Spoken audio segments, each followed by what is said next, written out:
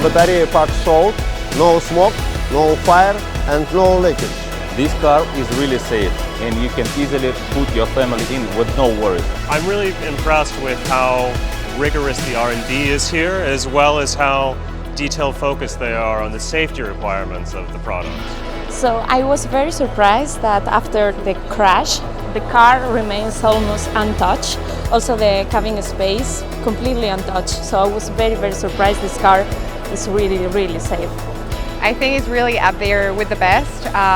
The external structure absorbed the impact efficiently, and also the internal cell remained intact. So I would say it's really a great, it was a great test to see. We saw the airbags deployed really fast and no leak or smoke of the battery, which is really important for electric cars. So it looks like really well made and successful crashing test.